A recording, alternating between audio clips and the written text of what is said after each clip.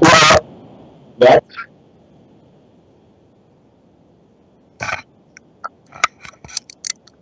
all right. Let me try. I can hear yours as well. I just pulled the mic up. My mic is close to the camera.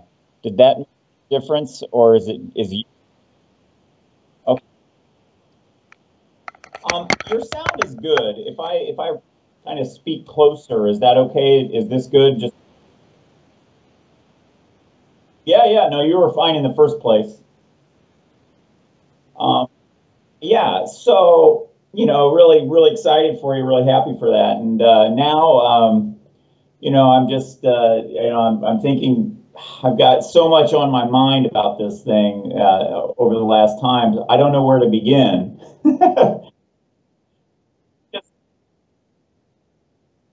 All right, I'll tell you what. I'll try to nutshell it so that it makes sense. So the National Hardware Show went well. I met up. I did the Make 48 season. That was a television program in America on PBS called 48. And right there, I met Stanley Black and Decker underwrites that television show, and you had to invent a new product in 48 hours in the guidelines that they gave you. And me and somebody that they paired me with, uh, we did just that. So we invented a stackable, collapsible, foldable furniture. So something they wanted. There was a categories garden furniture. Well, long story short is I met this guy Tylen Shop. He's the global licensing director at Stanley Black and Decker, and he liked me. He liked the idea. I showed him on my phone what Envision Product Development was already doing. So my question to you is, have you been on my website yet, and have you seen any of the videos?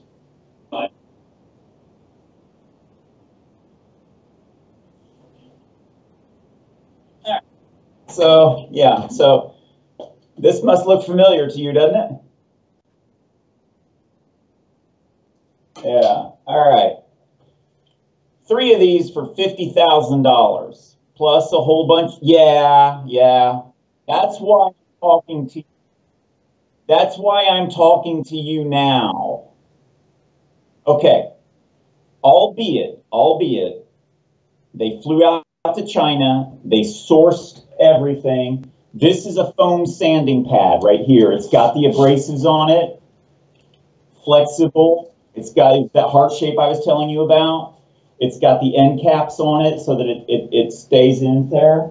I had to make these two, so triangle, rectangle, stuff like that. Anyways, oh yeah, I'll show it to you in a second. It works. It works, but it's 3D printed, of course, so some of the features still get, there it is. So we went with changing the connection adapter to just a clip piece that kind of comes in here and connects onto this like that. So that was a changeover we went with just for the handle, and so there we have it. The springs that we put on there were the right tension, the right amount of sorry, smartwatch. It's too smart. Shut up. Anyways, so T-type connectors, air compression hose connectors. Okay, this is an alpha prototype. Okay, and we have. Let me just share this link with you right here. Just sit tight. Nope, that's not it. Give me just a second.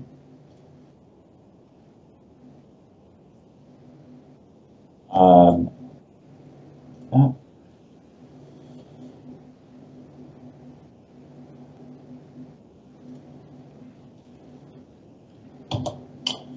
Coming up. All right, here it is.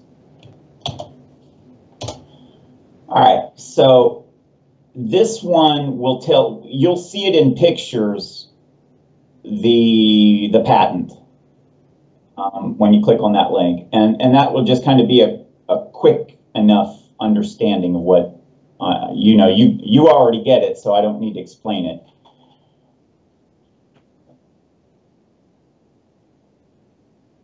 Yeah, it is a spherical bearing with the two split races, as you suggest. It is in there, but what they did, and I gave these guys a lot of money and a lot of credit to come up with a flexible tube on the inside. And as you remember, I was using a spring that I had to connect with the threaded insert. You'll see in the patent that they put this 33% glass-filled nylon nub, okay? So it goes in there. I don't like it. It doesn't work, and guess what? It breaks. It breaks as fast as you can imagine. And of course, he told me, "Oh, stuff is as hard as steel; it won't break." I'm like, "Man, this doesn't sound right. I don't think it's going to last." I gave him the benefit of the doubt. I went to show it to one of my automotive specialist. You speak French, that's right. The body shop guy. So I pick it up, I show it to him, and it breaks in the same second. All right, so one of the reasons I don't like it is because I had to build this piece. So I have my own shop as well, as you know. So I ended up making my own T-type connector, threaded insert, and on this side, the objective is metallic threaded insert, okay? And this thing will not break, okay? But it's not a quick release. It's not something that people will want to screw in and unscrew. And so what I want is what I believe I want. You might, I mean, you've got your own ideas, and I give you credit for, to come up with your own solutions as well. But what I want is something like a push in, twist, and then a lock to place. And what I need is that on one end, there is always going to remain a larger washer to hold it in place, so that when you're using it in the non-conventional way, that is to say, when it's like this and you're reciprocating without the handle attached, you're putting the pressure like that, right? And the reciprocation is on this end. Well, this needs to stop it from sliding off, right? So this one would go through like that. And what I need is something that is going to go in there and do this. And the reason I want this to be without the nub is I want to be able to sand right flush up against something. I want this to go right up against it. And that nub that sits out won't let you do that. So you won't be able to get into a corner, and you won't be able to do anything with that. Okay, so if I was doing a ceiling and up into a corner, I want this to go right into that corner and go in that, because I'll be reciprocating and applying pressure like that, okay? And I can't have a nub up there banging the ceiling if I'm in that corner. Makes sense, right? Okay. So just as a function, my website, go ahead and get on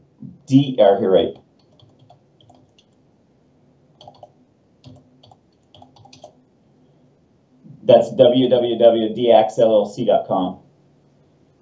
Go onto that website, and you don't have to watch the video that you made or that you helped make, but you can watch some of the other videos that are in there, especially the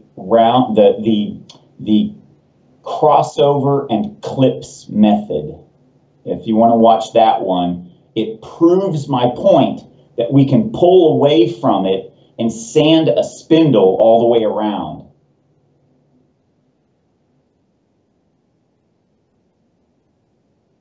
It should say crossover and clips method. Something. Yeah. Click on that one and you'll see, and that way I don't have to set everything up to show you.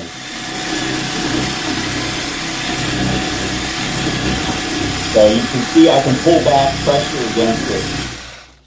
Told you I was a genius, man. I knew it would work, and I needed that to prove it. And so the clips method allows me to put anything in between the two and slide a very thin piece, as you'll see just in a minute, in the slot of the chair. So you'll see that I have like a, and of course this is all prototype stuff, so don't mind the rigging of it.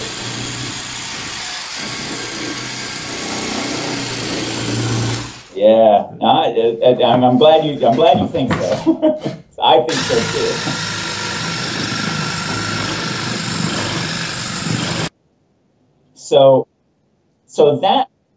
So this.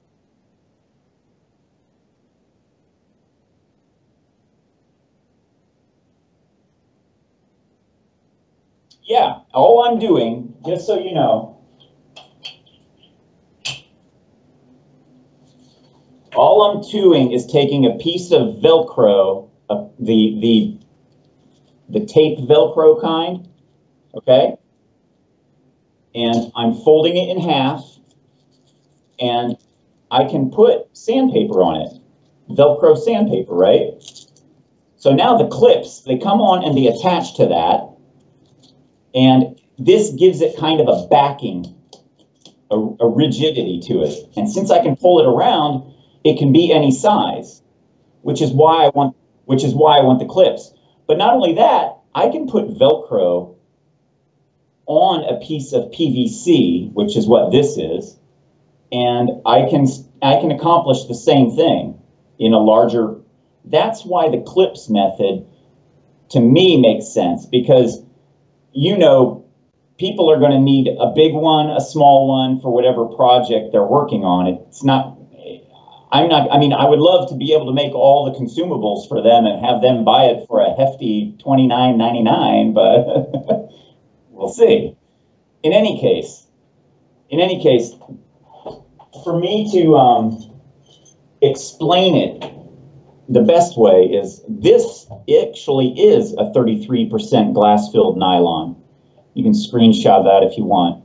So you can, it's called shark clips. If you want to Google it, you can put on shark clips, okay? And basically, it's a pretty ingenious design. It allows you to twist it and close the gap, and then untwist it and bring it back up.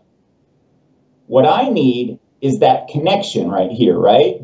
That allows me to connect to my mind. So, because I'm completely crazy, I went out and I came up with another version of the same thing. So just use a cam, flip it up.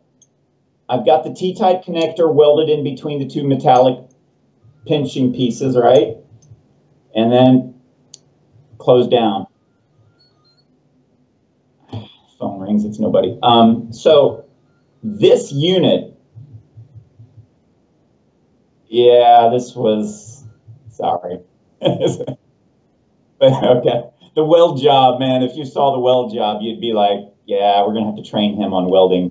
But but it's effective. It gets the job done. Although it's too heavy. And so what I'm trying to find is this nylon unit. I believe that we can have a similar lightweight, because I can't have a really long piece. I need it to be, all right, so power tool, T-type connector, right? You can imagine this thing poking around. So reconfigure the cam so that it can pinch pieces of plastic that I don't have the bottom screw come through. Of course, this is just a prototype. And then the quick connect, disconnect, okay? All right, so I'm not going to go into that one that much more, okay? But that's something that we definitely are going to have to discuss.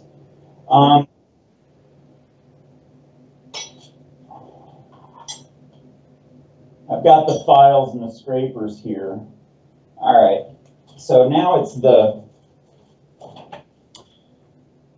kind of what you saw on the video. So basically, T-type connectors crammed into a nylon hose, reinforced hose, right? And I glued it in place, and then I cut it in half. So it's a half, it's kind of convex and concave. Velcro, on, off, flexible, wrap it around, anything. So this was my solution for this particular size. All right.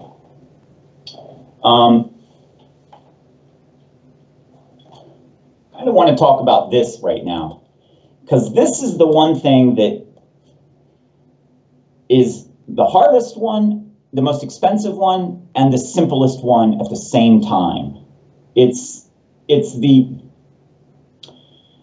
We can get these in China for 12 bucks a piece, and I know that we can redo this head to have our specific adapter, as well as we need to change the stroke, okay?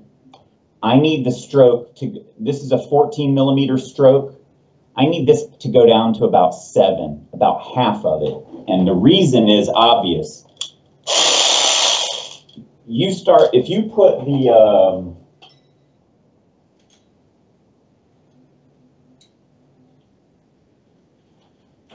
sorry, something is not going kosher with this. Okay. If you put the scraper on this, when you buy an oscillating tool, it goes back and forth, right? It oscillates. Well, this is reciprocated. And the more I have a longer stroke and I set this down, the more banging around I'm getting, right? I believe I need to go from about 14 millimeter stroke down to 7, about half of that, so that I'm creating enough reciprocation that the sanding pad will still make contact and be effective, as well as the scrapers, the files. Here's my rasp. I had to weld on a piece. So whenever there's something rubbing up against it, I need to at least have that ability to scrape, okay?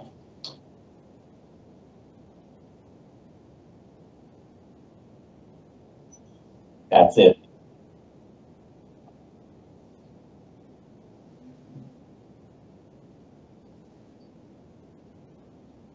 Yep. Exactly right. And yeah, and that was a concern. When I pitched it, I went in January and pitched it to Stanley Black & Decker. And the very first thing that the marketing guy said to me was, I'm worried about the reciprocation, or the banging, the effect on the person. And I said, listen, I know that this is a prototype and I know that we can shrink that stroke. But I told him, if I had a choice, what I would like is a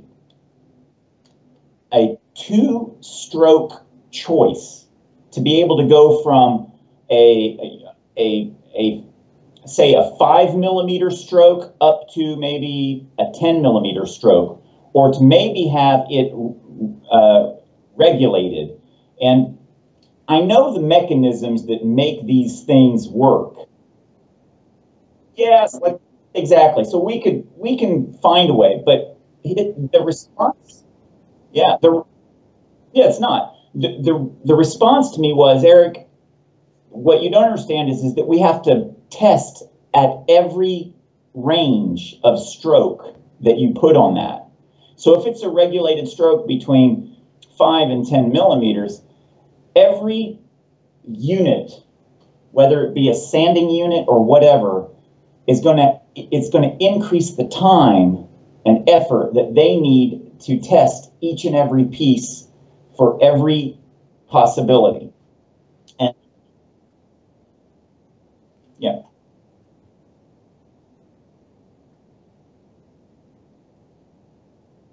Yeah. Yeah. Yep.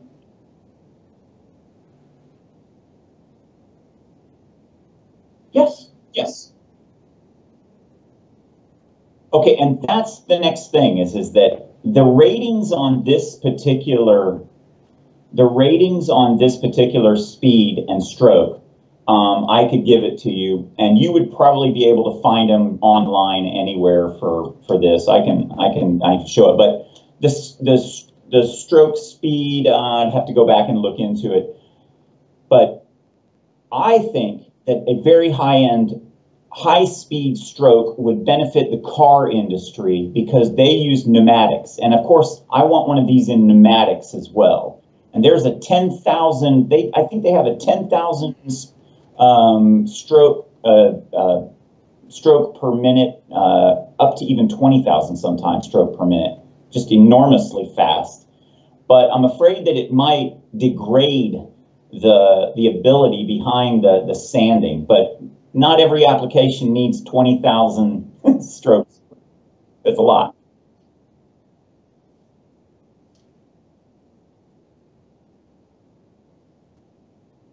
Yeah.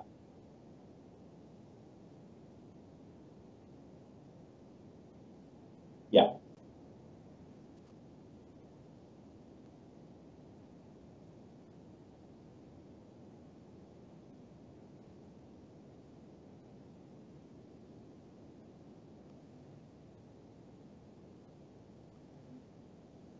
Yeah. Yeah.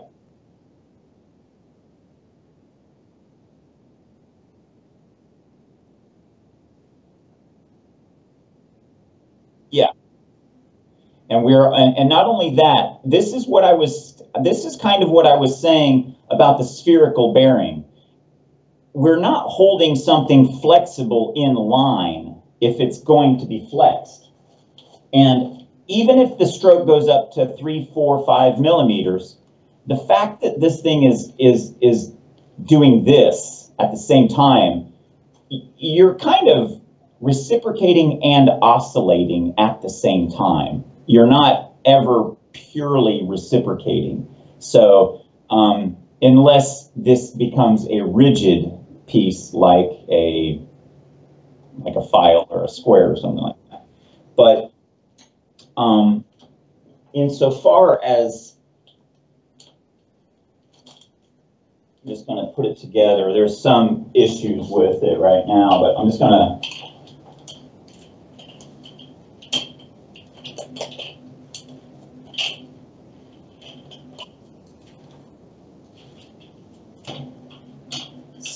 I have one that has a T-type and one that's, there it is. Okay, so here we go. Just like that, right? You remember a long time ago when I did that? It still works, I can tell you. All right, so as you can see, the more of the bend, I'm only doing half of it, right? I'm only getting this half going up and down because of the bend, right? But when I pull back against something, when the spring is actually there, now it covers the full surface, right? So that's the magic trick that the spherical bearing and the springs do, okay? And by the way, you were right on the springs. Yeah. We'd argued about that a little bit. So anyways, the main things that I'm having, I want to go back a little bit. I want to go back to the business side of this problem, okay? The business side of this ended up being that I started running into a lot of Stanley Black & Decker guys, okay? One of these guys is, you can write his name down, Matt Gennari. Or I'll email him to you if you want. But Matt Gennari works for Jin Ding, and that's one of the biggest power tool manufacturers in China. And I looked up contract manufacturers in Mexico, and there's only Apex and maybe somebody else who is building some power tools, but almost every single battery-powered operated machine is built in China. And so I don't know how we're going to get around that reality of manufacturing in China.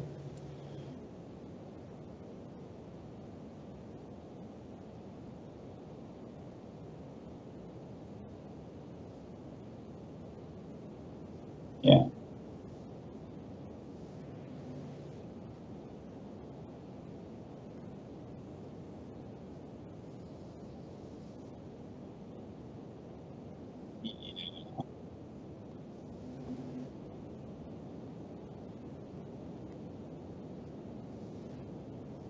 Yeah, exactly.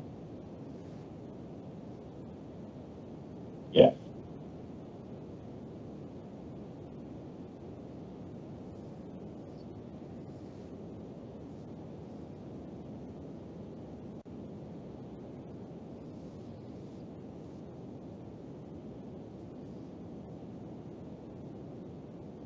I think it's all for show. Personally, I mean, it is real, and Trump is an idiot, and we can all probably say that. But I mean, it is a real trade war, but it's a high stakes poker or chess game, whichever way you want it. When the chips fall, the Chinese are going to make their money, and the Americans are going to make their money, and then we're going to say, okay, well, that's what we wanted. Now we'll go back to normal. And that's it's the only logical path. Nobody can have war outright the way it used to be, because there's just too many nuclear weapons in the world. You could never enforce your will with that kind of so. But I don't want to go down that road, because that's just all political crap. And yeah, and we still have sanding to deal with. But okay, so let me get back to this whole thing. So John Cunningham works with the ex-president at Stanley Black & Decker Power Tools, and he was when the Black & Decker and Stanley merged, he was given a big bunch of money and asked to hit the door, and he did, and he started a company called License to Innovate. Well, I already got Stanley Black & Decker to tell me that they would like to license my product. So, but the big caveat is that they want me to sign a licensing deal with the Chinese manufacturer. And I know what's going to happen there. I'm going to get slaughtered. At least from my opinion. I might be wrong.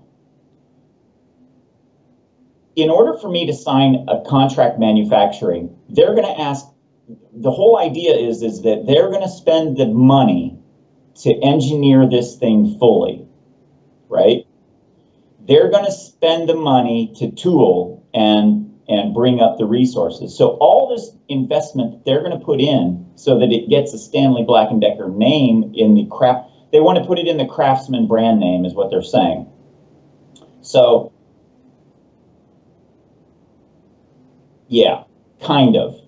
But the problem is that the Chinese are never going to, they're going to tell me, Eric, we'll do it.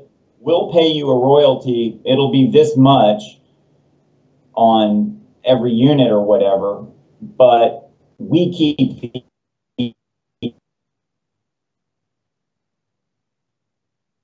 IP. And I can say that any engineering that we do, we keep. And the only real value that I have is my IP. And so, no, but Thailand Shop, the global licensing director, was in China last week, and he was talking to Great Star about my product idea, and he's trying to get an interview with me and the factory together. And the whole idea is and just so you know, if they can give me a deal that I can't say no to, then absolutely I will go with them. I mean, a licensing deal with Stanley Black & Decker would give this instant validity, and it would save me a lot of money, especially, you know, in engineering costs and things like that. But what they also told me at Stanley Black & Decker was that I can license their brand name. I can have this built by you, and I can pay Craftsman, Stanley Black & Decker's Craftsman unit, 6, 7, 8% of all of my sales, but just use their brand name. And we manufacture and source and bring this product online with all the product possibilities on top of it. So that is much more, it's a bigger piece of the pie. I mean, let's face it. And I have some math that I can show you that one of the executives, Matt Gennari, was telling me about. Let me just find that real quick. I think it'll give you an idea of what he thinks the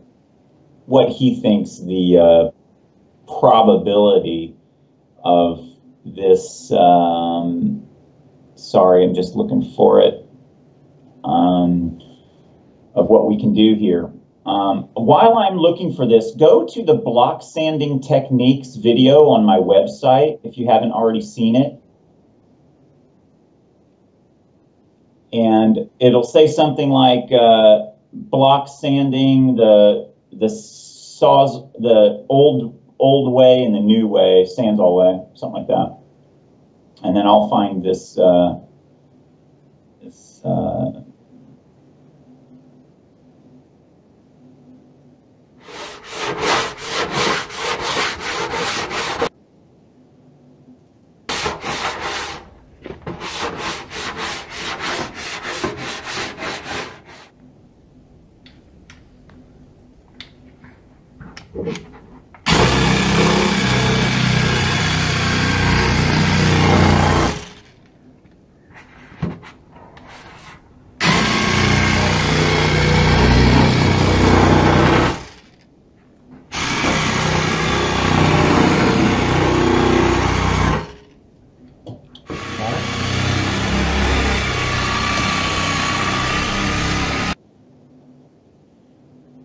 So you get it, right? You can see, so you know block sanding techniques, you see it all the time. I think that we can do this. Now that's why I want a pneumatic one, because I think that if we can convince the automotive market that just a pneumatic power tool, which is much simpler to make because of you don't need the batteries, you don't need all that other stuff.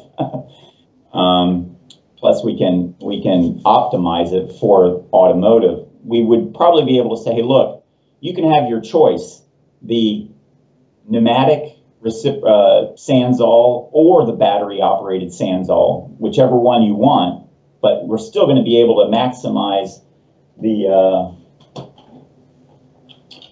just to ensure that the spring is able to receive the stroke and do all of the, be able to operate optimally amongst that. All right, so as you can see, I found the math that Matt Gennari wrote down. This is what he thought we could make it for out of Jinding in China. He figures we could get a landed cost for about 25 bucks, sell it for 45 and retail it to the retailer at 45, or have our own retail around 59. And he put a sales in year one at 15,000. Now, another John Cunningham says if we got 500 of those sold in the first year, he would be surprised.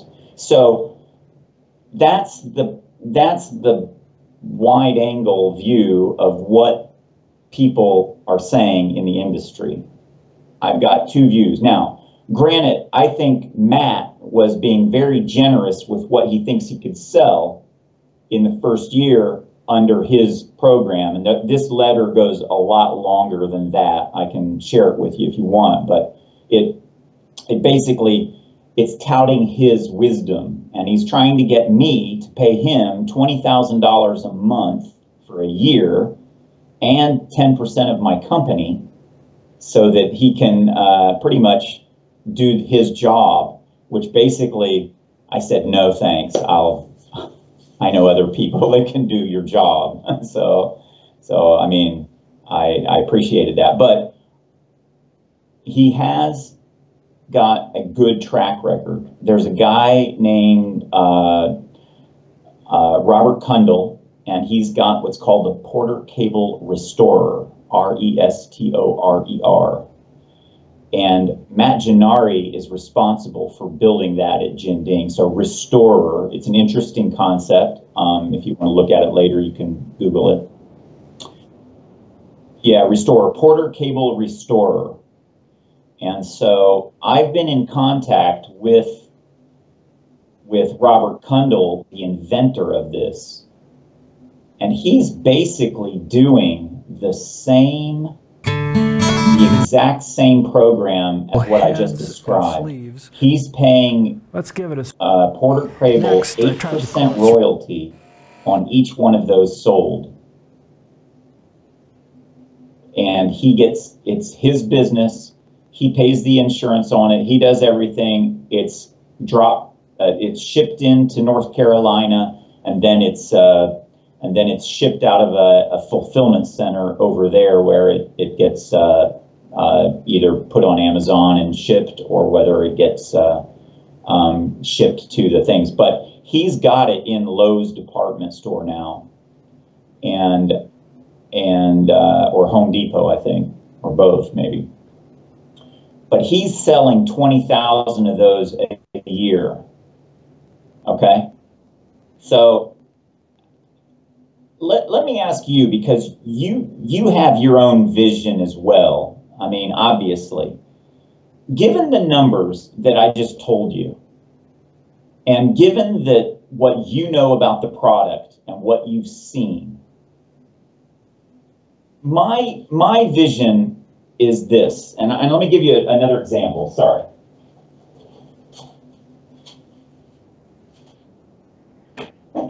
These are the two most common sanding pads out there.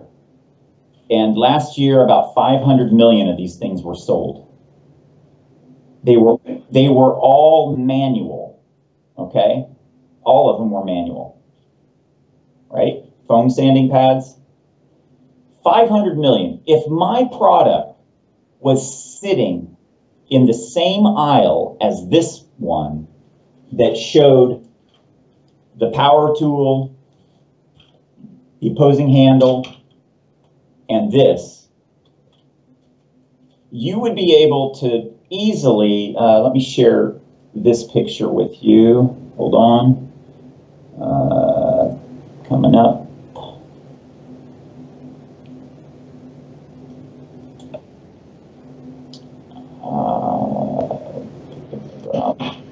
Coming up.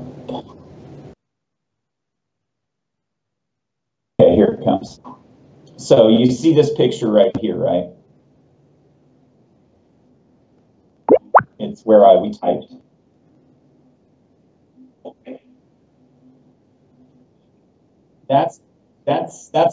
That's one of these, but 3M makes that one. Okay, that foam sanding pad is about $4 in the USA, and it probably costs about 30 cents to make, maybe 20. Okay, so what I'm saying is that you remember the clips method that I had of us having clips on this right here? What I want to do is I want to create a rubber pad that goes on the outside of this and clips to my two clips, okay? And so it acts as your hand, okay? So that rubber is going to fit around the edges about halfway down and cinch into it so that it kind of blocks it. And now the handle will go on here. So now I can use anybody's foam sanding pads of a certain size, stick it in there and put it in. And even though it would be to the detriment of mine that has the hole drilled through it, and this is just a bad hole because it didn't work out. Even though it would be the detriment to mine, I would still have my own version for the longer ones, right? But the objective is to show people, look, this is what you're doing, and you're doing it. Well, not only, as you know, not only can I push into it with the Sandzall, I can also wrap it around with Sandzall. So it's the exact same thing, and instead of you doing it by hand, now let's just let my tool do it, right? So I have my own feeling. I think I can sell, I went with half that. If we branded it, go ahead. If you got somebody, go ahead. Okay.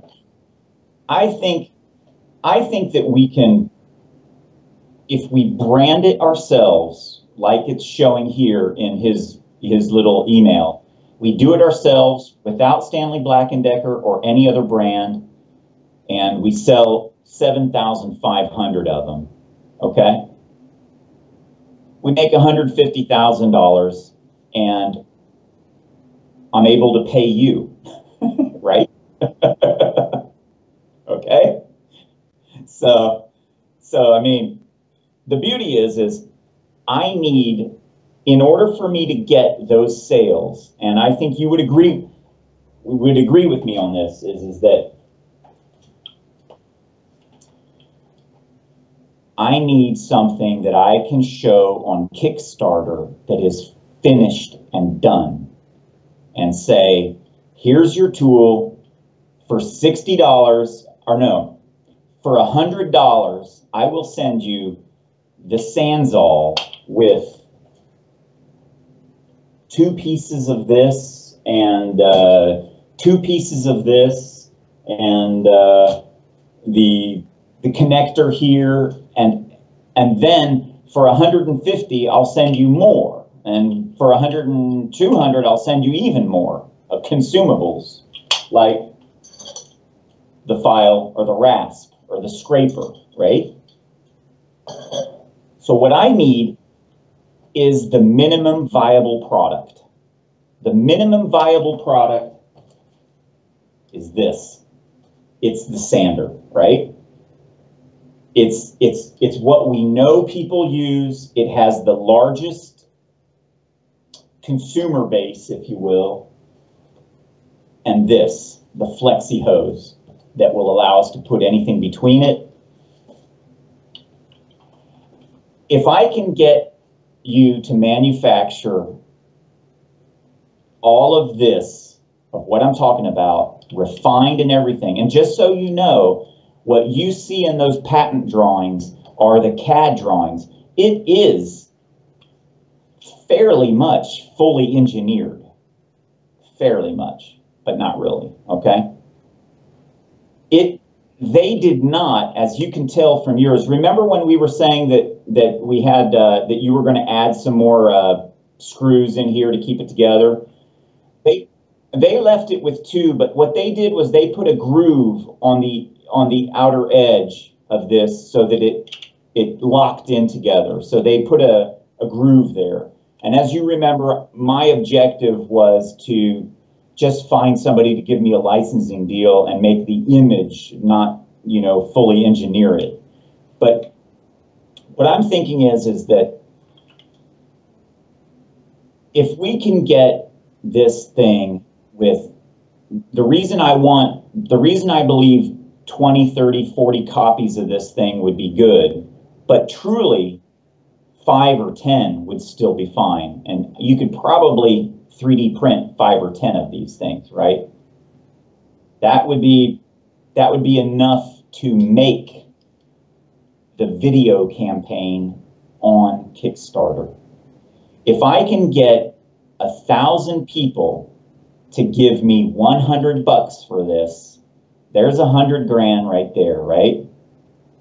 Do you think that I can get 1,000 people to give me 100 bucks for this thing on a Kickstarter campaign?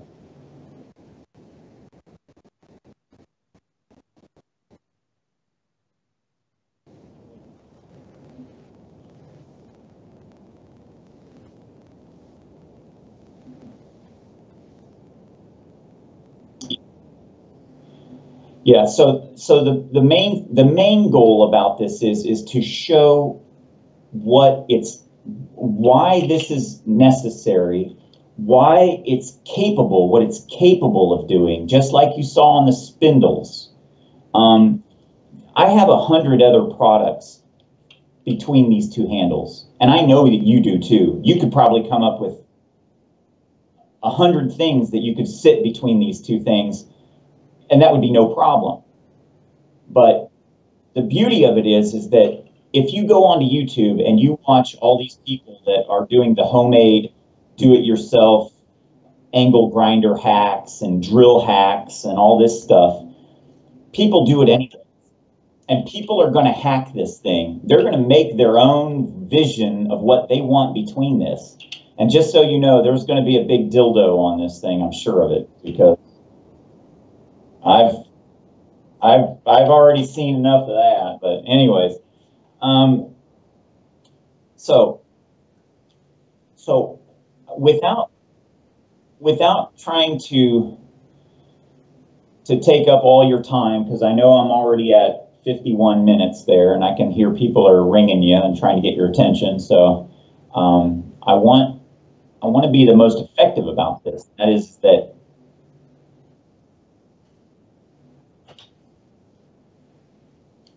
how can we fake it to make it? You see what I'm saying? It's not even faking it. It's truly building the product and perfecting it so that I can pay for the molds, so that I can pay for the first production run. I need somebody out there. I need my Kickstarter campaign to hit 10,000. That is a minimum order quantity, okay?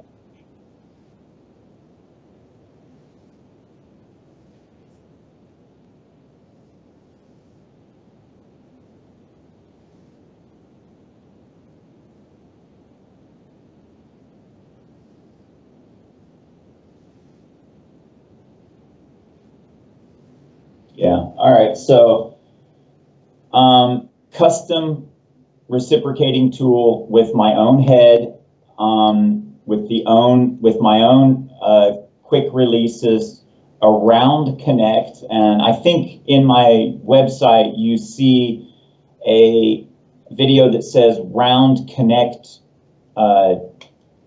types. And basically it shows the reason why. It's basically because it can turn on its spindle, okay? So I can scrape and I can turn this at the same time. So ergonomically, I don't have to work in the same axis, okay? So, and then of course, I want the pivotal head. Every time that I use it, the pivotal head changes up when I'm pulling away from it like that, or if I'm using it like this. The pivotal head is necessary. I think it would be a terrible idea to overlook it. This is the Ronix 8801, RONIX 8801. You can look it up on in China sourcing and stuff. I think that we can get the factory at either at Jinding or Great Star to source this for us. But the main thing is that I want it fully engineered before I talk to the Chinese.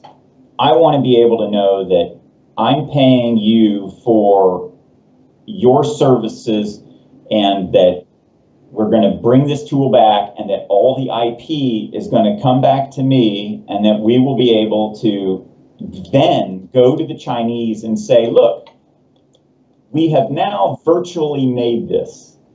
We haven't physically made it yet, but here's the project plans. And then, of course, we go into project management and all of the other issues that arise from that. And we tell them what we want.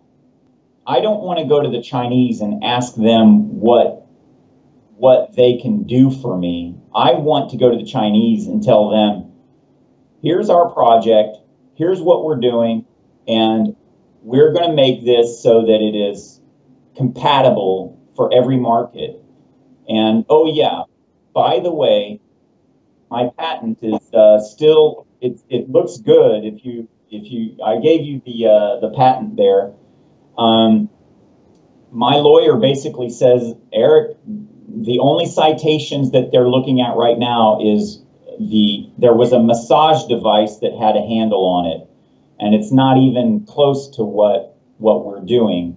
But we're just going to change some language to meet with that. And then there were 20 claims, and in claims 1, 16, and 17 are the ones that they are citing as a possible non-novelty. So they're going to try to, so my lawyer basically says they're issues that they don't even understand. So it's not a problem. We'll be able to make it.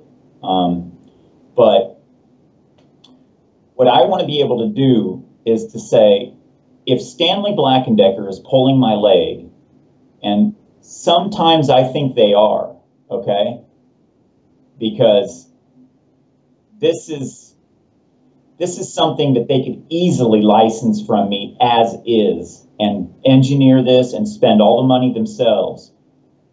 But they don't want to send, why are they sending somebody over to China to go source this thing, the licensing director, to see if they've got money for this, if Stanley Black & Decker doesn't want it, right? If they wanted it. If they really wanted this thing, they would say, yes, Eric, we'll take it. But the reason they don't really want this thing is because it's not done. It's not finished. It's not a refined and in-tune product that we've had validated learning from. And I'm going from the Lean Startup book. I'm sure you've probably seen that book around. Yeah. So basically, I need to get validated learning. I need to get this next model up and running, and I need it refined. And so the question that I would have for you is how much do you think it would take? I've got the 3D CAD models. I believe you're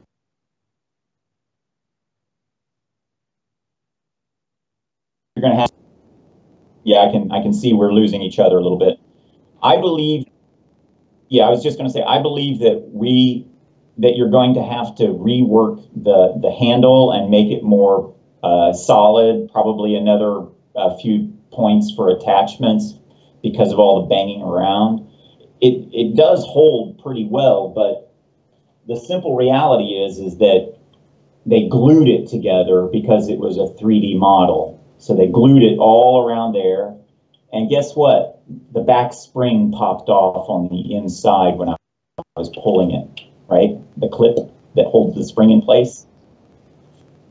So I had to get my heat gun out, undo all the glue, cut it open, slowly get it apart, try to make sure I didn't break any of the, plastic when I pulled the screws out, and get it. No, I'm sorry, the lower part. This part, this is all plastic too. Okay, and on the patent, you can see the exploded view of all of these things. So you'll be able to see how this was kind of designed and put together on that. But what I'm proposing is that we find a way to get this thing clips, redo the quick connections. This whole bit right here has to go. I mean, it was a terrible idea. I don't mind us for cost purposes using the plastic tube. I think the plastic tube is fine, but let me show you this picture here. This was an idea that they had that may come up.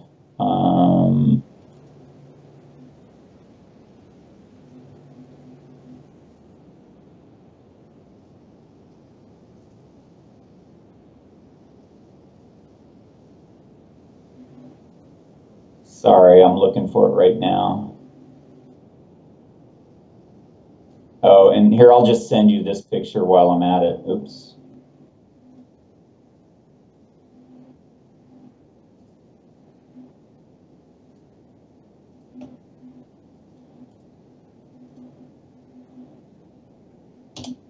This is just my vision of the clip.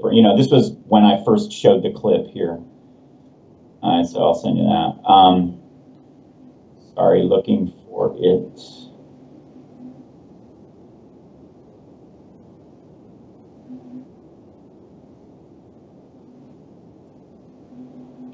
Oh boy.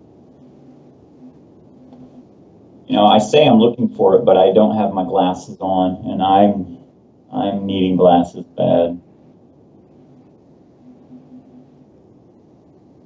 All right, I'm almost there. It was in this particular area.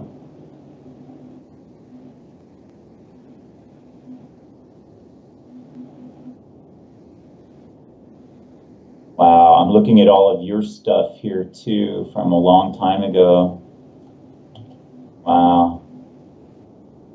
Yeah, the memories.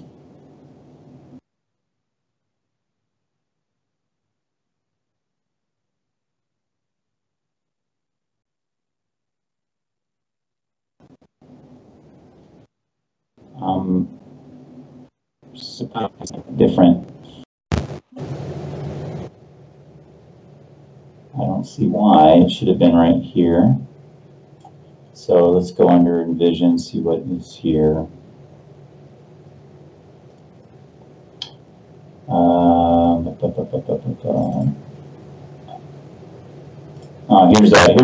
Here's an interesting shot for you right here. I'll paste this one to you.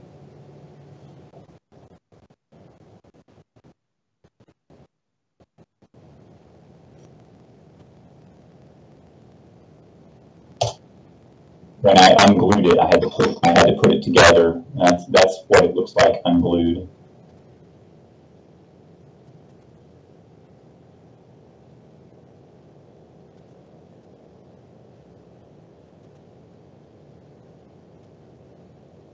Okay, here it is. So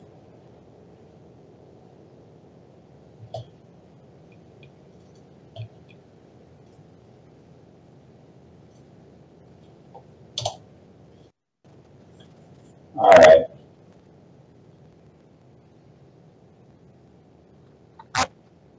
Yeah. Yeah. So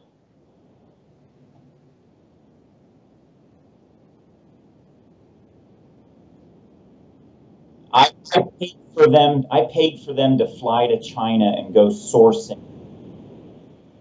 So that basically was their biggest effort, was to go and they have an office in China of Envision product development, and they have a sourcing agent there, internal sourcing agent. So it's more than that. I have production quotes. I have all different kinds of. I mean, it was more than just this. Trust me, it was. No, there was.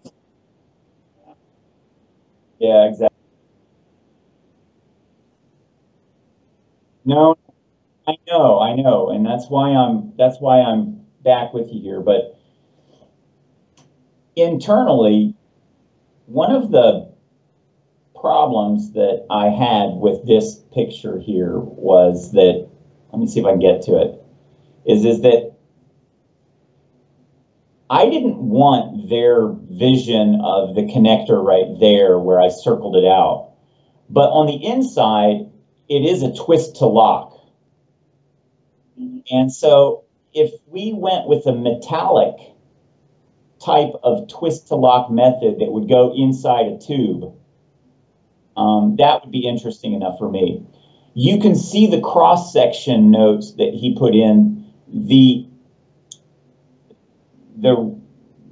quick release adapter is in the cross section as well. And what I'm worried about is that they used a size 10 millimeter rod, which then led us to have a much so here is your here's the T-type connector, and this is of course just a prototype, right? Well, the rod itself is I think it's size 12 millimeter. This is just way too thick. It's not necessary that it be that thick, and the quick release adapter neither. And so when we unscrew mine, let's see if I've got one already out here. So, all right, I'll just unscrew it.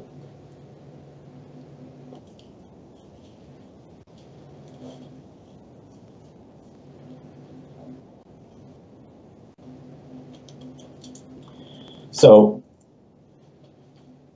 the threads are size 8, and the bolt itself I cut from a rod of, I think it was 14, so that it fit securely in the T-type adapter. So I think it goes 14, 12 to here, 10 to there, and then it's a size 8 here, threaded rod. So I'm able to get a threaded insert in there, but then it means that my hose is a lot bigger than it has to be. I think that we can probably get this down to size 6 or 5 and still have enough rigidity and durability in the metal so that it can take all the forces of the banging and the twisting and all the torque that we're going to require of it. I did use a size 6 at one time, but these are tests that we're just going to have to hash out. I mean, unless you can come up with some better idea. But ultimately, the objective is to make it flat And then also to have a piece that's flat that comes in and connects and blocks in there so that the foam pad doesn't come off, and we can sand up into that corner with a small 7mm stroke, 5mm stroke or whatever, so that we've shrunk it. And that's why getting the tool, the power tool, and that are pretty important.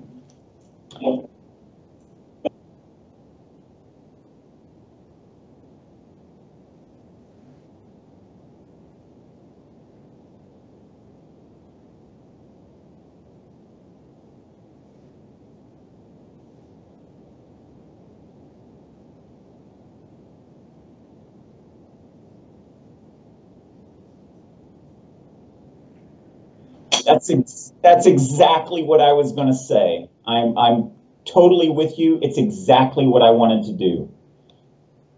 I've got 4 of these things, and I know you can get them in Mexico too, because I've seen them there.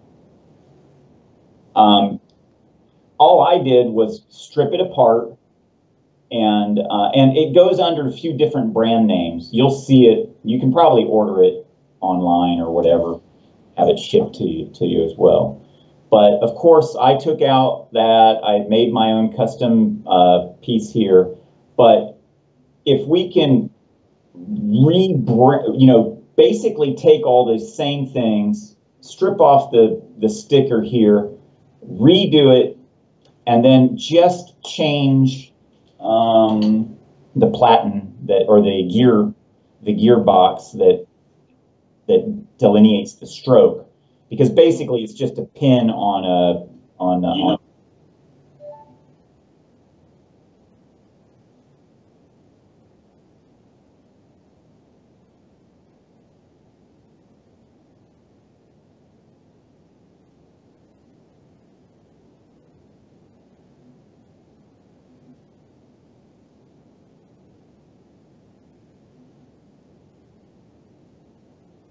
yeah, exactly. I've got a picture of it right here. I'm about ready to send to you, I think.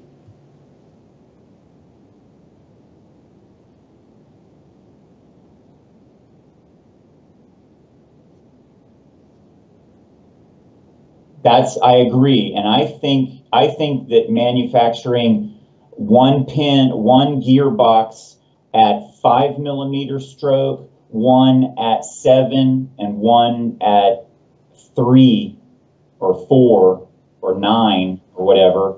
And and all you would have to do is just change those out. And let's see, Sanzal picks.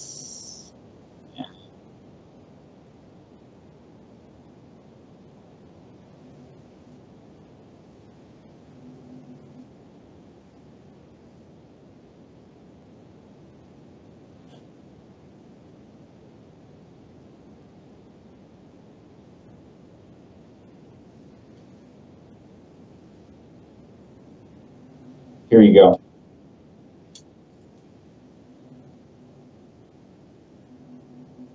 Here it comes.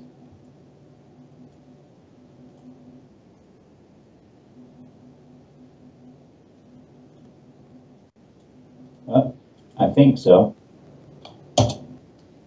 Oh, maybe it didn't. Sorry, I might have to do it one at a time.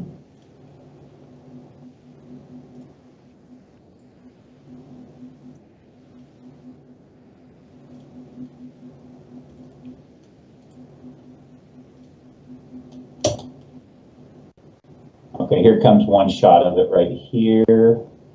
And then I'm going to get a closer up of it. I think it's right here.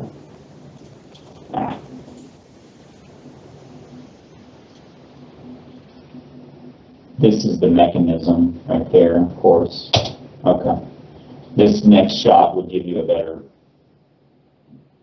You can see the gearbox, and you can see the points for which the tip of it is connected in. That changing the position of the pin to more centric or towards the center instead of off center will decrease the stroke. Yeah, this whole thing is a mold in plastic. Um, yeah. So, so as you can see, this right here, everything here is in the video in front of you, or that I'm showing you, is all plastic.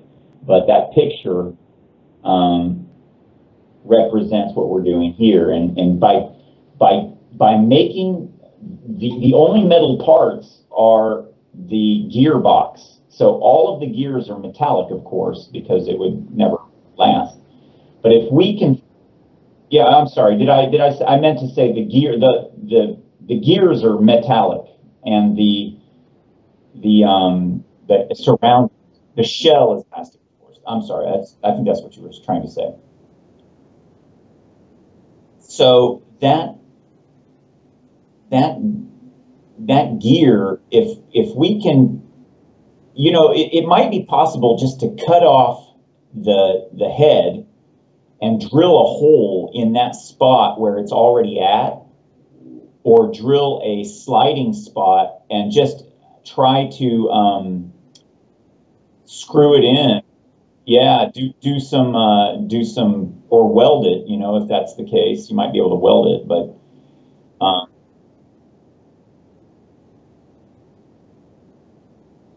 yeah, yeah,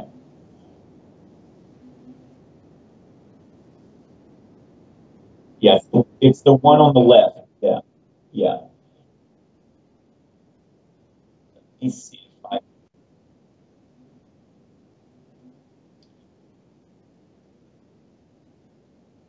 let me try. Sorry, I'm looking for something right now that makes sense. Okay,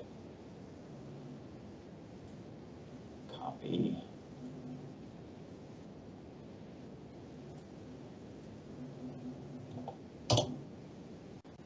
All right, so there's Lingier, and I wanted you to see this particular version and why I don't like it, okay? Um, this picture shows the motorization being put at the pivot point. And that version I don't like because it doesn't allow you to operate it at a pitched angle, because the motor, if you see it here, is in the handle and this vision, right? Whereas in that one, the motor comes out this side right here at the pivot point. But when you're working like this at an angle, the motorization is a bit too heavy, and it's a bit too much, and it's off center. So you're getting a lot of this. But I'm not opposed to that model because it shrinks the handle, and you have a smaller handle and less heat that's built up in your hand when you're holding the motor, because if you're using it for a while, that motor gets hot. So I wanted to show you that, and I think there's another shot I'm looking for. I'm just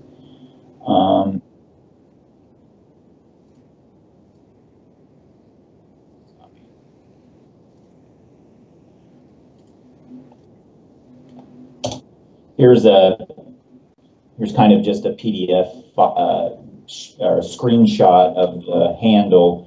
This is what they visioned it to kind of look like in the alpha model. So that head being its own secure, its own proprietary head right there. But like I said, they're using a size 10 millimeter adapter onto that. And I think we could go down to 8, maybe down to 5, depending on what type of attachments we're trying to actually get there. I mean, I think the easiest way to say it is that with the for instance, with the file right here with the rasp, look at the extra metal that is right here on that. I think that I can get away with, and this is a size 14 right here. millimeters. I think I can get this thing down to size 8 and still offer enough rigidity so that, you know, because I can still flex this here, but that it doesn't break, you know, that's really what I'm shooting for. And the connections are what are important. So the engineering feat for you would be shrinking. It's not that big of a deal because I'm sure it's just, you can take the CAD model that he has and diminish it down in size pretty quickly. I mean, there's a few things you would still have to do in SolidWorks, but as well as shrinking the stroke for the power tool. But if we can create that, like you say, take everything from the 8801 or from this Lingier model, depending on which one is available to you, the same function still is there. It's about shrinking the stroke in either one of these, creating our own custom mold for the external visual aesthetics and to package it, and then redoing the quick connects and disconnects for each aspect of it. The handle itself needs to be kind of relooked at, and you know, I'm trying to figure that one out. You know, I mean, I want to be able. Let me run something by you here. And remember what I was talking about, getting the minimum viable product out, right? In my original plan, I had this being a handle, okay? The wheels come off, right? And you can still use it without the wheels and hold it like you see in that video. But what I wanted to do, remember when we were discussing this, I wanted to be able to turn it around like this and use it as a screwdriver. And what I thought was that because we had all of this space, the empty space on the inside here, I thought to myself, I could have a hex key adapter and just have a hex key screwdriver adapter to it. And that way you could probably have some kind of extra adaptations for it if you wanted to put anything else onto this, whether it be any type of hex key, screwdriver, whatever, or adapt anything to it. That was one of my ideas. The other one was that all of that empty space in here leads me to think, well, what if we had electronic connectors right here and right here, where we could charge an internal battery that could have a headlight around this, so that you could see visually a little bit better. It's over and above the minimum viable product, but it's trying to think of what we can add to this in the first run, in order to say, if I'm going to have you redesign this thing, or at least do some more engineering to it, we know what the invention, the function is here, but for a consumer perspective, how many more attachments can we add to this? Can we put some kind of extension device that allows you to pick up a 5-gallon jug, or some kind of clips? I mean, can this, you know, anything, suction cups. You see what I'm saying? I know that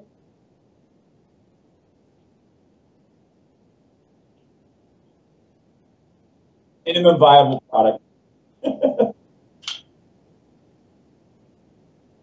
Yeah, I agree. Yeah, let's focus on it. Okay. Yes.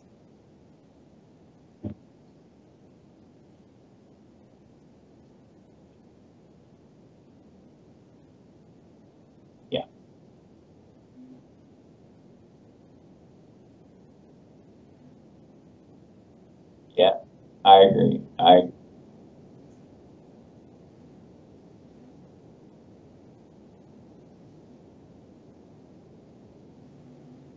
Okay, so let me give you this right here. Um,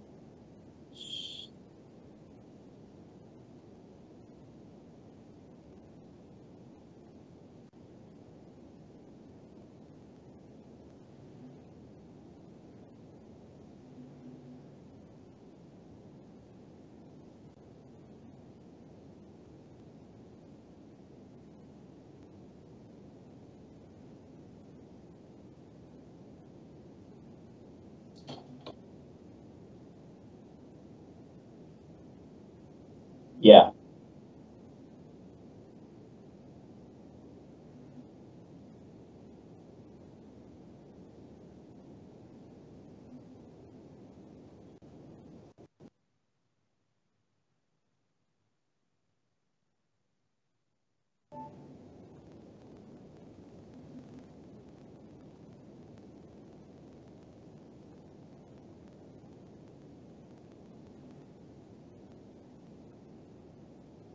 that's spot on.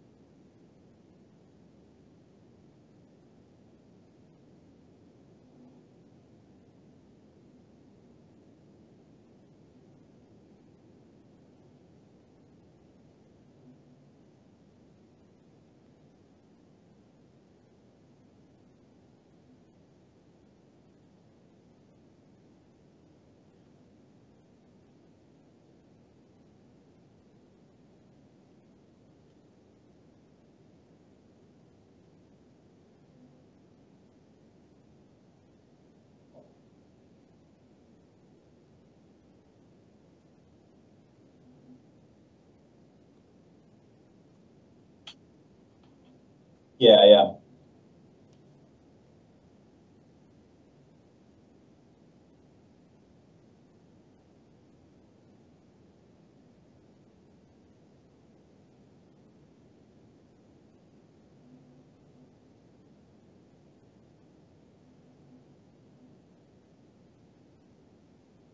Okay, so the handle and the foam pads have to, let me just put it into context. The handle and the foam pads and the video have to all kick ass.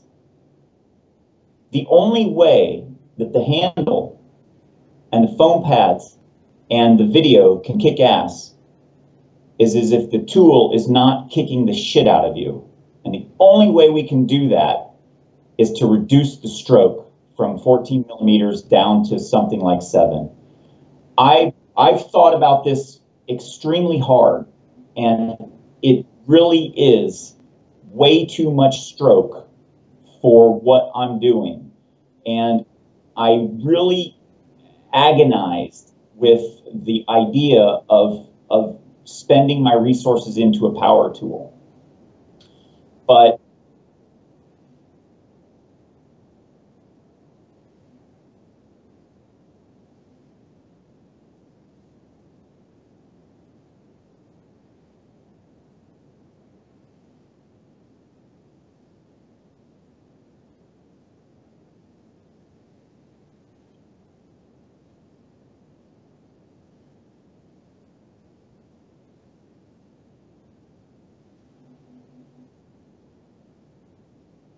Yeah. Okay. So I thought about that as well. All right. And we discussed this with Envision, and I said any adapter that you affix to anybody else's jigsaw is going to add one more element of how do you say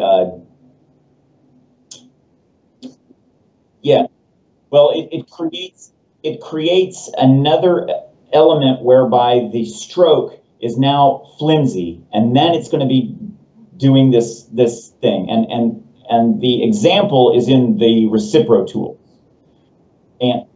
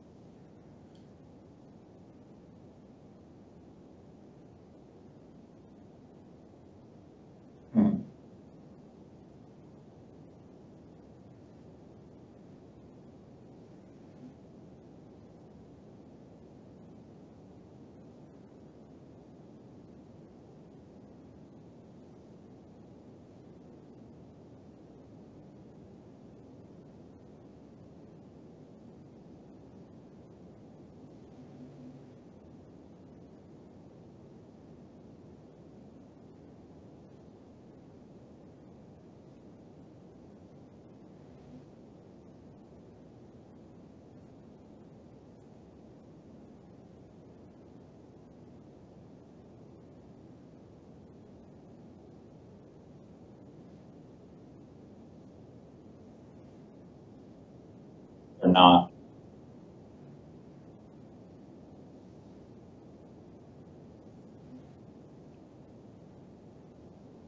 Uh, I get it, and we discussed this at Envision as well. And I told them, I said, look, if we create an adapter for everybody's jigsaw, that would be excellent, right? And I said, yeah. Well, what happened was it's the prototype that they sent me, and I don't think I have it in the box. Give me just a second. No, I don't. Anyways, it fit in the prototype they sent me. It was still a blade tang that went into a model. You know what? It's important that I show it to you. I'm going to be back in 1 minute. I'm just going to go down and get it. I'll be right back.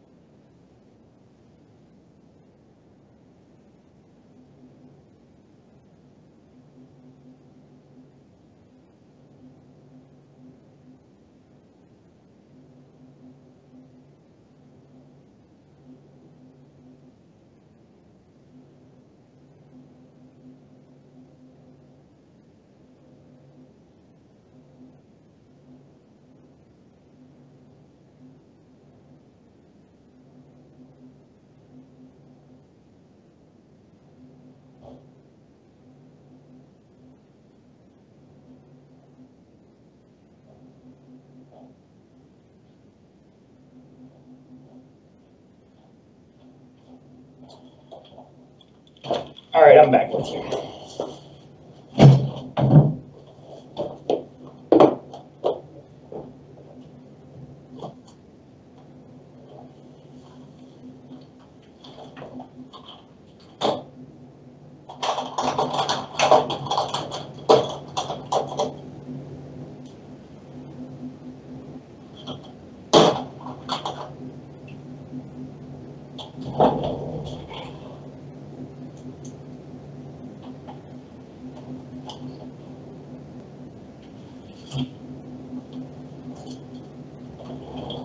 Okay, here you go.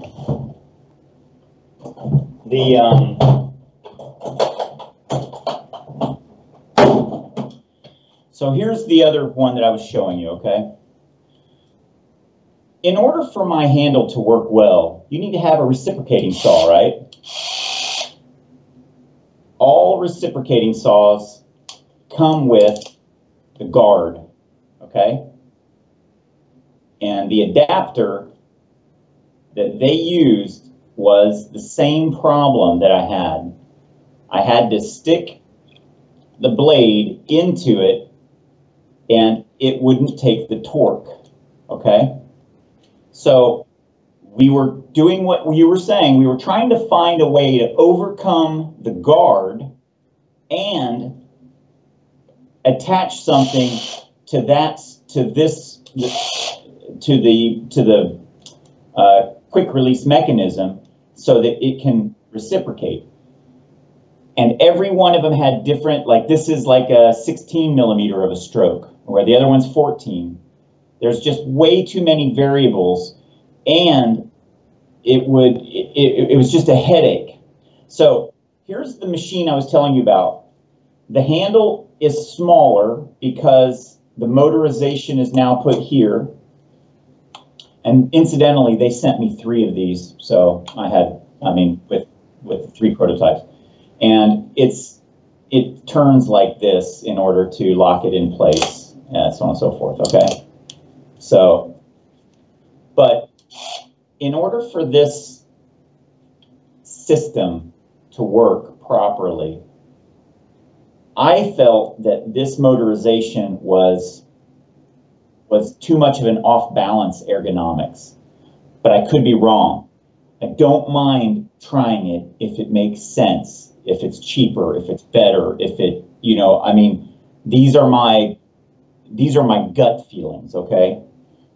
But here is the adapter that they had, and this is what I'm trying to explain is that the point of attachment is right here. The most rigid point that we can have is right from the source of the reciprocating.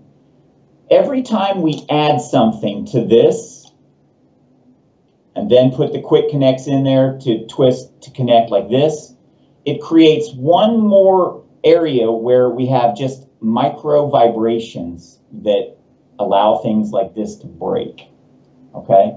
And we're already putting enough torque on it, so we can't have that. So what I'm trying to overcome is the fact that the stroke is too long, it creates way too much. This is why it's absolutely necessary that we have our own power tool. And I don't think it would be that big of a deal to get these power tools made, especially the one that I showed you, the Linier one, which is OEM. Basically, they'll build anything for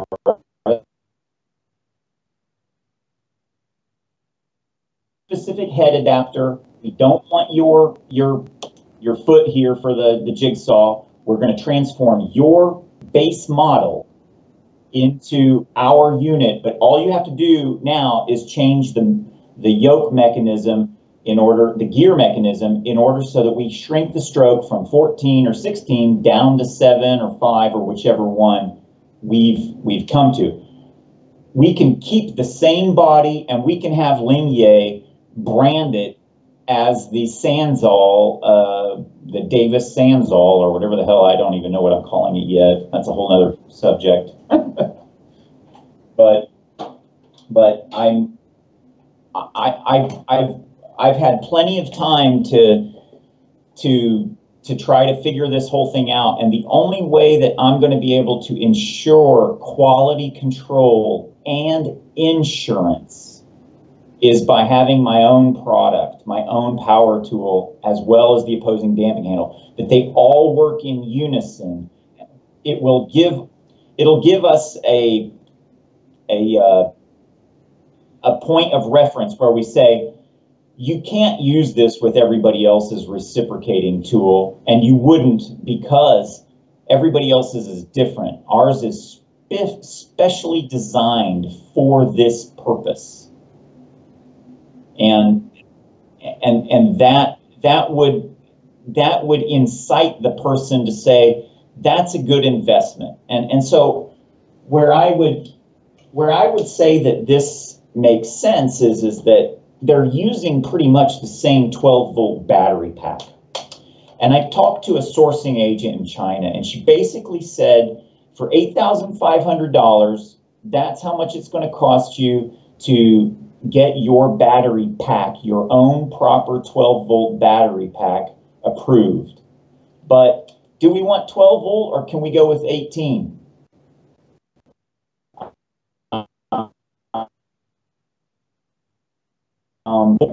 And I'm sorry, I know we lost you. I could see you go out. I don't know where I left out. 12 volt, 18 volt. Do we want to design our own battery pack? I say no. I say we try to get the manufacturer to let us use their OEM stuff and just change the 3 or 4 parts that we need in order to shrink the stroke and change the head. That would be my, but the thing is we have to convince the manufacturer that that's what they're going to do for us. And the manufacturer is going to insist on, my opinion is, they're going to insist on having the whole project in-house. And Jinding, this is a company I think that we should consider very strongly. Jinding, Jinding, and or Great Star. Great Star doesn't manufacture power tools, but they outsource. But they're one of the biggest manufacturers for Stanley Black & Decker. And that's why Thailand went to China to talk to them specifically. And he's also talking to another pneumatic company that makes pneumatic tools. And so that's where we're at. As a matter of fact, I have the Great Star card from the hardware show that I met up with them there, and a couple of them. But I wanted to show you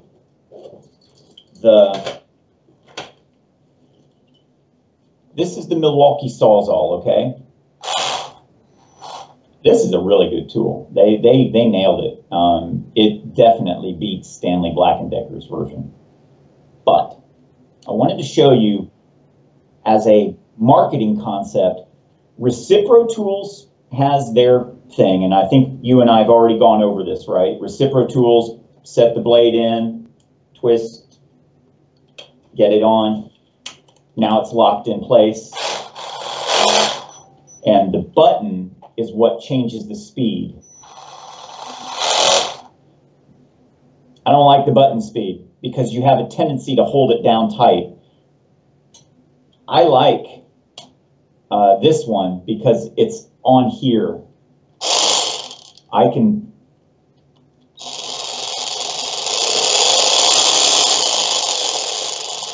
I like the wheel speed because you can much more control the speed, okay? Because here you have a tendency to want to hold it tight and you don't do it. But it's still a great tool. But what I was trying to explain to you earlier was that when you put the attachments on this thing, okay? And they don't fit, by the way. Recipro Tools sucks. Yeah. I mean, they barely fit. Okay, so here you have it. When I apply pressure like this, everything is bending. I get all this extra pressure. But when I had my own brush with my adapter on this, worked like a charm, man. As soon as you put the opposing damping handle on it, you control the brush and you control the amount of force. Let me just share screens with you real quick.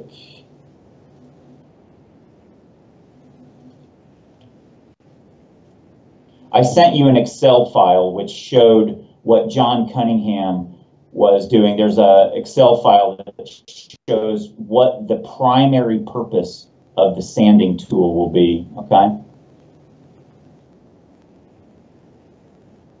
It will help at least tell the story. I want to share this this video here. Bottom, Velcro, spring, brass product, foam pad. Sorry, brush.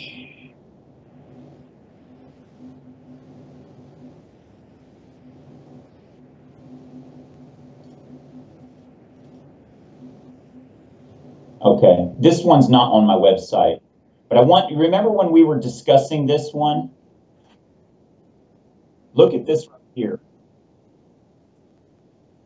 So you see how I'm able to control with the flex hose attached. And I also have the ability to put a universal joint on it, right? Okay, so it makes sense, doesn't it? And there's the scraper. Remember when you were trying to figure out what the hell I was talking about? The amount of vibrations that I'm doing there, this is what I was trying to say, was that I'm able to control the blade. Then that of course, is the clip method there. But what I'm trying to show with this is that I used it just like that. And Mauricio, it works. I know it looks crazy. I know it looks that you would think to yourself, what is he thinking? Well, it works. It does work better. You can control the blade, whereas this one, you can't control the blade. You're controlling it from here, and all of the pressure is back here. But as soon as you put that extra point on the blade, now you can go straight up and down, and you can. Sorry, it happens. Sometimes I think too hard. All right, back to reality. How can we make the minimum viable product, power tool, sanding pads, handle, flexible? I believe the clips should probably be in there. I believe that I believe that. I might be wrong in the minimum viable product offering, but the objective is I need to get people to imagine that they can put a dishcloth in between that and clean the rails of their staircase or the brass on the staircase. Instead of doing it, by hand, you can just go back up and down like that. And I sent this document. I'm going to send you a Word document. It will also tell a story. I believe you'll see it. Where did you go? Where did you go? Okay, here it is. This one's 2 megabytes. It's coming, but it's basically a Word document that kind of coincides with the Excel document. And I'm showing you what in France, you guys in Mexico have the same thing. You have graded gates everywhere, right? Metallic gates and fences in the front yard stuff. I mean, this is a classic European, Mexican approach to fencing in your yard. Well, I always see people sanding those, right? I could add one word to that. It's a pain in the fucking ass to do.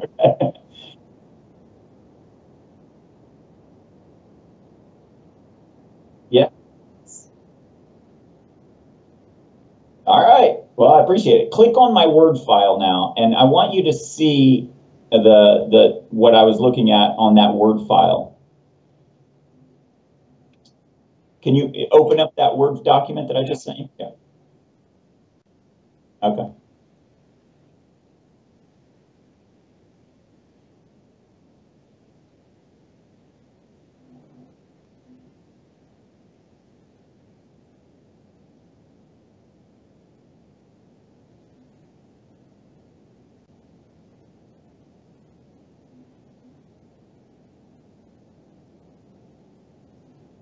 Yeah.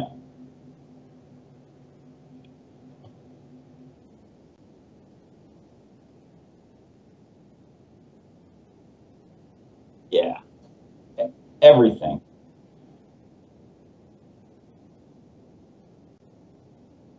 And then I wrote a note about the automotive sector, and that I think is the trick that we have to try to figure out. That's the one that it's a tough cookie, because the automotive sector, they really like their shit. You know, they want stuff that is specific for them. But I think that the Sandancer, well, Sandsol, I keep calling it Sand. I think that the Sandsol can apply if we build it right. I think people will consider it for the block sanding possibilities that exist there.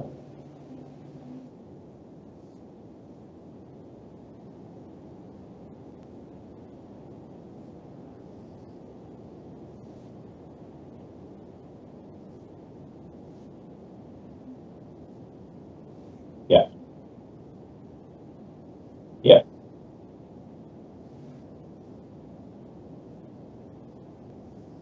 Yeah.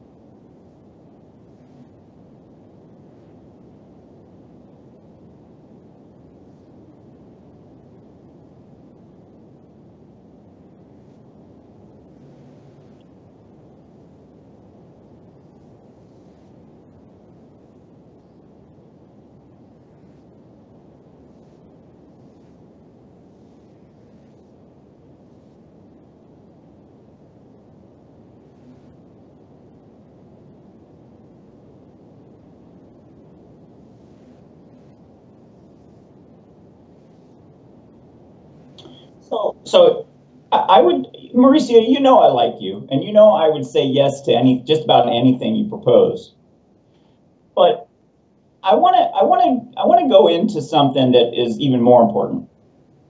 It's that not just that I like you a lot. It's just that if we start down this road, this is the first iteration. You're not stopping with just building the first model, the beta model. We then have to learn from what we built and build the next iteration right away. And once we're done refining that, we're going to get the feedback from the people we sell it to. And they're going to say, this broke, that didn't, this is okay, oh, I like that. And we're going to do it again, continuously for the next 10 years.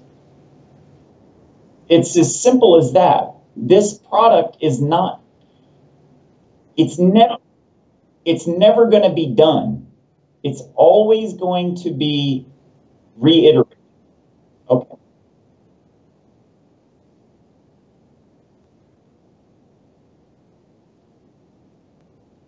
Well, that's what I'm trying to say. So the real question for you is that as a long-term project for Mauricio and Eric Davis to get into, whether it be for Kickstarters, videos, this project,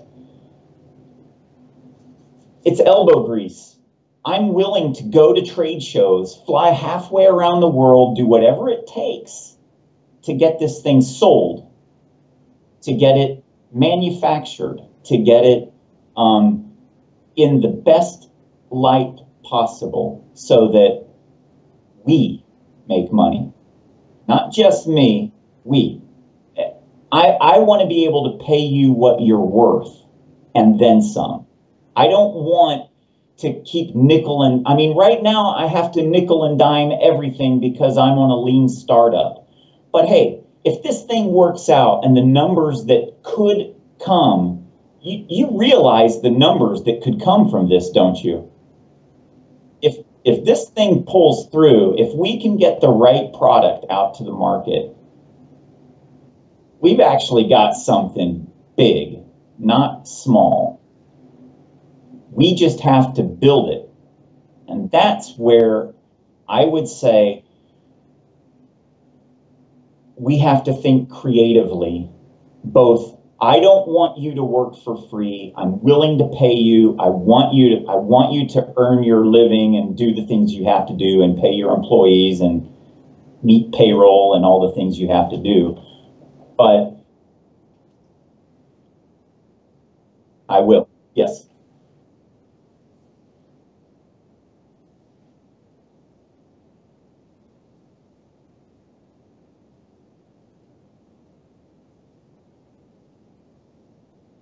Yeah. So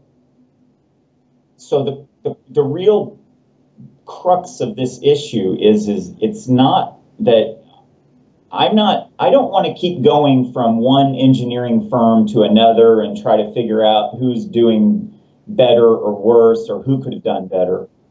I want to be able to work with, with people I like already. That always is a big bonus.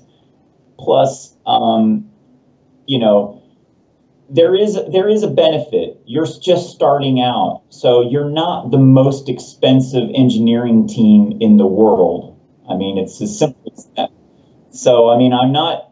There's obvious advantages for me hiring you for those reasons. Plus, video starting out, first timer. You know what? Yeah, I'd do it. I would do these things so that we help each other. I'm starting out, you're starting out. I mean, we're both here. There's a big enough pie here that I could offer you a piece of my pie, I think. So if we're gonna work together, I can sit here and say, look, I can give you a percentage of my company in exchange for your services. Or I can give you money up front right now and we can discuss future bonuses or things like that. But we can creatively come together and find a way that we're building something and using our brains, using our ingenuity, using our elbow grease, our effort. I can do a lot. I know that I have some good qualities in different areas. I'm not an engineer, just to let you know. I'm def I'm I'm definitely not a welder either, but I'll try. I mean, look, I'm trying, right? You saw my Google SketchUp stuff, right? Well, yeah, we'll see. Anyways, so the offer would be something like this. I can come up with about, I don't know, 10 or 15 more $1,000 right now.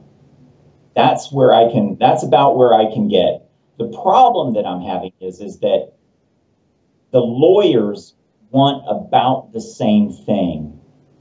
And what I'm trying to do is buckle up my patent cooperation treaty. I've filed with the USPTO and the PCT. The USPTO is waiting to issue their first office action, and the PCT, I need to start declaring countries like China and Taiwan and Europe in my portfolio so that I can do that. And each time I declare a country, you can just watch $5,000 or more go out the window. So I'm worried about things like that. And that's why getting a business plan, a minimum viable product, a Kickstarter campaign up and running ASAP is very important to me. So the question is how can we build this empire that takes over the world, whatever you want to call it, that makes sense, at least the world of tools anyway. that makes sense for both you and me. I can get a loan from probably Chase Bank on a business loan with a business plan with the right engineering team. And part of that business plan, when I talk, John Cunningham is writing it right now. And if I say, John, Mauricio in Mexico, I want you to add him to my business plan, because I want to be able to say that the long-term engineering of this project is going to be done by IDW, and that we are going to actively create and validate and engineer new products and services for this project. Make sense?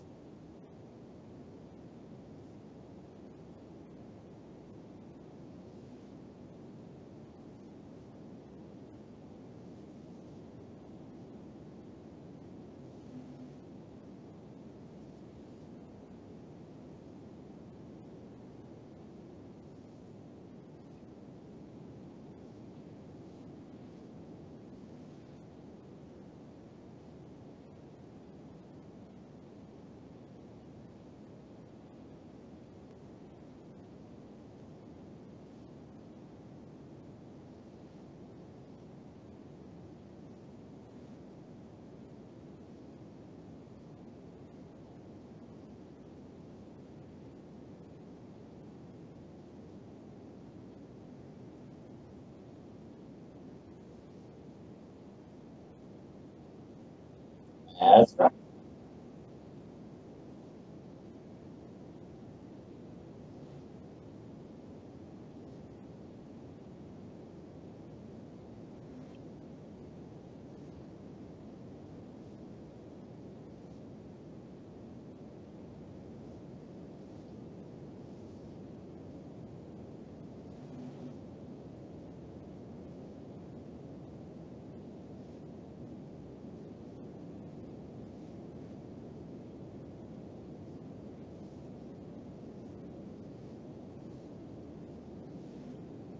Me too.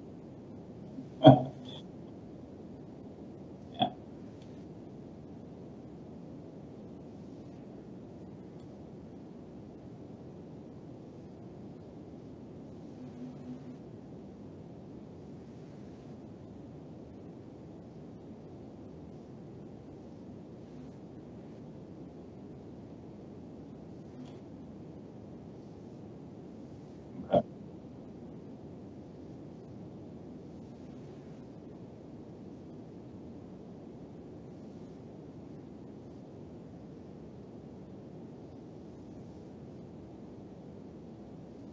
Yeah.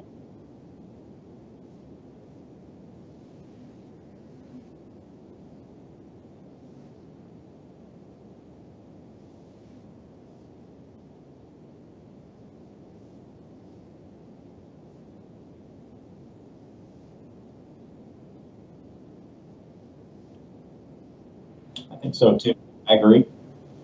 I can write it down pretty, I wouldn't say pretty easily. It is a complex issue of including, of trying to figure out what is the best plan for both of us, because we have to have a an entry and an exit that is both well defined, so that we're both on the same page. If something goes wrong on your side or something goes wrong on my side, that we can separate without having a dirty divorce. Nobody wants that. So, but also on the engineering side, that's fairly straightforward. The best products, the best, most solid products that we can get for, and this is a, a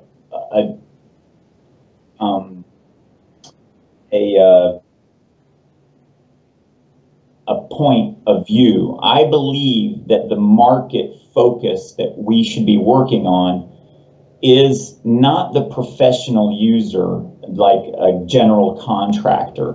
I think that the focus of the scope, and this requires a lot of marketing, is on the high-end do-it-yourselfers, which is basically you and me.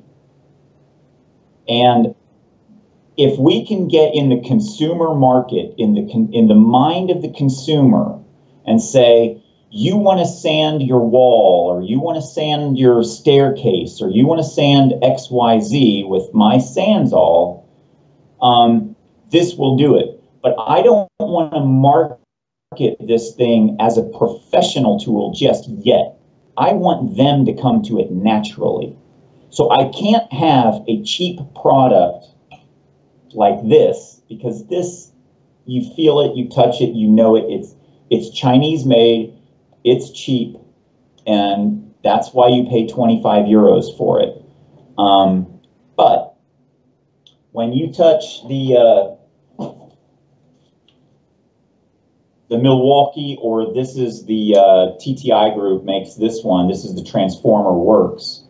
This is Ryobi, TTI, rigid tool. This is rigid, and the Milwaukee tool. When you touch those, you know what? They sound. You feel it. You know it, right? And I think that if we can get our tool to speak the weight, the size, the functionality, and that's the real important point, functionality. Somebody has to be able to pick this thing up, put the sander in there, and immediately be able to see results like that, and be able to say, wow, that works, I like it.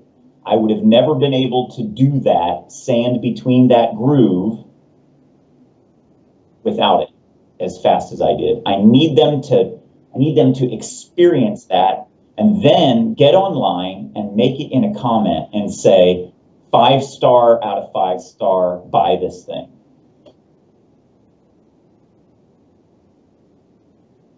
I do. I already plan on that.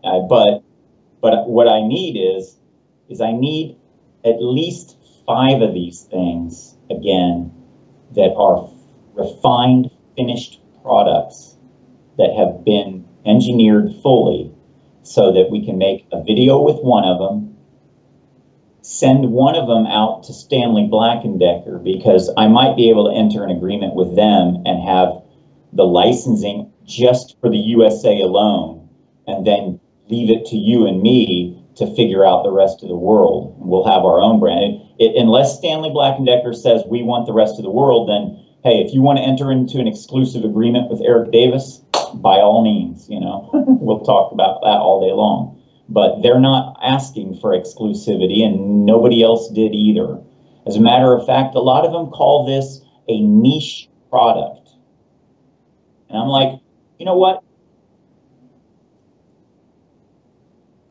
500 million foam sanding pads were sold. This is not a niche product. Yeah. Yeah. Oh, yeah. I'm going on. Let me get back to work. Go ahead and get on it. We'll talk about this again sometime.